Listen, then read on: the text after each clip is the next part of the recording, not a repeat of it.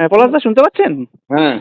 আজকে হুমায়ুন কবির সভা থেকে প্রকাশ্যে বলছেন যে লোকসভা নির্বাচনের সময় যে মন্তব্য করেছিলেন, যে 70-30-এর মন্তব্য, বিতর্কিত মন্তব্য, তার জন্য তিনি ক্ষমা প্রার্থী, হিন্দু ভাইদের কাছে ক্ষমা চেয়ে নিচ্ছেন এবং ভবিষ্যতে এমনটা বলবেন না। মোহাম্মদ সেলিমের সাক্ষাতের পরেই কি তার এরকম মানে মত বদল? কি মনে হয়? ওনার মত বদল কেন হলো সেটা উনি ভালো বলতে পারবেন। আর যদি এরকমটা আপনি যা বললেন তাই যদি বলতে হয় যে মোহাম্মদ সেলিমের সংস্পর্শে এলে সাম্প্রদায়িক মানুষ বা সাম্প্রদায়িক কথা বলা মানুষ তার যদি বোধোদয় হয় এবং তিনি যদি ধীরে ধীরে অসাম্প্রদায়িক ধর্মনিরপেক্ষ মানুষে পরিণত হন, দায়িত্বশীল একজন রাজনীতিবিদে পরিণত হন, সেটা তো ভালো। কিন্তু এটা নির্ভর করবে ওনার পরবর্তীকালে ওনার কাজ কর্ম কথাবার্তা, তার উপরে নির্ভর করবে যে এটা কি কথার কথা থাকলো, না উনি জীবনে সবকিছুর মধ্যে দিয়ে তার প্রমাণ রাখবেন।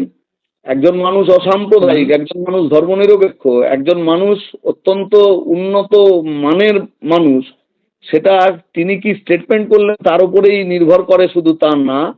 বড় কথা হচ্ছে তার জীবনাচরণ, জীবন আদর্শ, তার উপরে নির্ভর করে কি। কাজে এটা সময় বলবে যে উনি কি হলেন। কিন্তু আরো উনি কতগুলো কথা বলেছেন, আমি ওনার বক্তৃতাটা শুনলাম। তাতে উনি বললেন যে ওনাকে এই কথা বলবার দায়িত্ব দিয়েছিলেন মুখ্যমন্ত্রী। হ্যাঁ, তার লক্ষ্য ছিল হচ্ছে যাতে অধীর চৌধুরী এবং মোহাম্মদ সেলিম মুর্শিদাবাদের দুটি কেন্দ্র থেকে না জিততে পারে। আমরাও এটা বুঝছি যে গোটা রাজ্যের অন্য জায়গাতে দাঙ্গা হলো না, মুর্শিদাবাদে দাঙ্গা হলো এবং টিএমসি বিজেপি দুজনে নেমে পড়লো। টিএমসি তারা গভর্নমেন্ট চালাচ্ছে, প্রশাসনের ভূমিকা অত্যন্ত ন্যক্কারজনক থাকলো, তাদের বড় বড় নেতা মন্ত্রীদের ভূমিকা, আরএসএস বিজেপির ভূমিকা, গোটা রাজ্য জুড়ে মুর্শিদাবাদ বানানোর বন্দোবস্ত করবার চেষ্টা তারা করলো। তাহলে এটা যে একটা পরিকল্পনা ছিল যে কিছুতেই বাম ও কংগ্রেসকে জিততে দেওয়া যাবে না, তার জন্য তৃণমূল কংগ্রেস এবং বিজেপি, তারা আরএসএস, এরা মিলিতভাবে যে মানুষ দাঙ্গার মধ্যে যুক্ত হয়ে যাক, মানুষ বৈরিতা বিদ্বেষের সম্পর্কে হানাহানিতে লিপ্ত, কিন্তু তাদের ক্ষমতা বড় কথা। তাহলে আমার তো বড় কথা হচ্ছে যে হুমায়ুন কবির সে তো একটা নাট বল্টু সেদিনে। তাহলে আসলে যারা বাংলার সভ্যতা, সমাজ, সংস্কৃতি, কৃষ্টি, রাজনীতি, বাংলার ভবিষ্যৎ, তাকে ধ্বংস করে দিচ্ছে এই দুটো দল। এই বিষ বাংলায় ছিল না।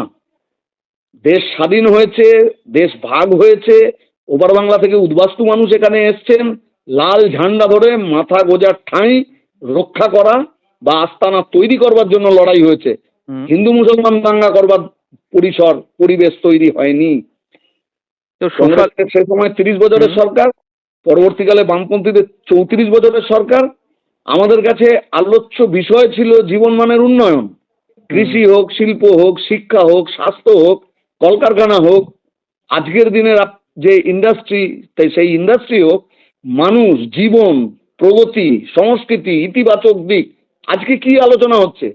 এই যে বিজেপি, তারা গিয়ে উপস্থিত হলেন ওয়াও মোমো, তার শেডের মধ্যে পুড়ে মারা যাওয়া 27 জন শ্রমিক যাদেরকে তালা বন্ধ করে রেখে দিয়েছিল, সেখানে গিয়ে উনি এই শ্রমিক তারা কিভাবে শোষিত হচ্ছে, মানে বন্ডেড লেবারের থেকেও খারাপ, ঔপনিবেশিক আমলের যে শোষণ, সেই শোষণের কথা মনে করিয়ে দেওয়া হচ্ছে।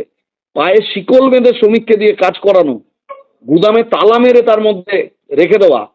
তাহলে তাকে শ্রমকে বিক্রি করা ছাড়া যার কাছে কোনো গত্যন্তর নেই, সেই মানুষ, সেই প্রান্তিক মানুষ, তার জীবনের যন্ত্রণা, সেটা আনা হলো না।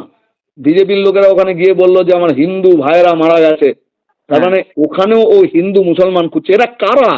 আমি বলছি হুমায়ুন কবিরকে সমালোচনা করতে গেলে আপনি মোদীকে কেন করবেন না? মোদীকে করুন আর হুমায়ুন কবিরকে করুন, দুটোকে একসাথে করুন। অমিত শাহ, মানে এদের তো হাত এবং রক্তমাখা হাত, হৃদয় এর ভেতরে ঘৃণা এবং হিংসা অত্যন্ত নিকৃষ্ট, মানে নর্দমার পাঁচের থেকে এদের হৃদয়গুলো খারাপ। আরেকটা বিষয় এই সোশ্যাল মানুষগুলো তো সবটা শেষ করছে। কাজে এদের বিরুদ্ধে আমাদের লড়াই, সেই লড়াই আমাদের জারি থাকবে। আর পশ্চিমবাংলায় বামপন্থার সংস্পর্শে যদি গোটা বাংলা, আমরা তো হুমায়ুন কবি শুধু না, আমরা চাইছি গোটা বাংলায় থেকে সাম্প্রদায়িকতার বিষকে তাড়াতে। সোশ্যাল মিডিয়া ইতিমধ্যেই লেখা শুরু হয়ে গেছে, হইচই শুরু হয়ে গেছে যে যেই কাজটা গত 1 বছর আগের মন্তব্যেও কেউ তাকে পাল্টাতে পারলো না, বিজেপি নেতৃত্ব এত বড় বড় হুঙ্কার দেওয়ার পরও পাল্টালো না হুমায়ুন কবি তার মন্তব্য, কিন্তু মোহাম্মদ সেলিমের সঙ্গে এক সাক্ষাতের পরই তার মত বদল। একই সঙ্গে এই মন্তব্য কি জোটের রাস্তা আরো চওড়া করলো? কারণ নওশাদ সিদ্দিকও বলছিলেন যদি ক্ষমা চেয়ে নেন ভবিষ্যতে কোনোদিনও হুমায়ুন কবির, তাহলে জোটের কথা এগোনো যেতে পারে। ফলে হুমায়ুন কবিরের ক্ষমা চাওয়ার ফলে কি জোটের রাস্তা একটু চওড়া হলো আপনাদের সঙ্গে? আমাদের পার্টি সিপিআইএম, তৃণমূল, বিজেপি ইত্যাদি পার্টির মতো পার্টি না।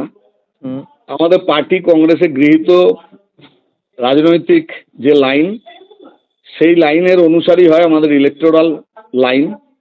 আমরা পার্টিতে, বামফ্রন্টে কি আসন সমঝোতা কোথায় কি হবে, কিভাবে এই নির্বাচন লড়া হবে, তার বিস্তারিত খুঁটিনাটি আলোচনা করবার মধ্যে দিয়ে সিদ্ধান্ত নেব। এবং সেই সিদ্ধান্ত নিশ্চিতভাবেই মানুষের কাছে আপনাদের মাধ্যমেই তা তুলেও ধরা হবে। কাজে কিছু সময় আপনাকে অপেক্ষা করতে হবে। আচ্ছা, তবে আমাদের নীতিগত অবস্থান, তাতে রাজনৈতিক মতাদর্শগত যে প্রশ্নগুলো যুক্ত হয়ে থাকে, সেটা অন্যান্য রাজনৈতিক দলের থেকে অনেক একেবারেই আলাদা।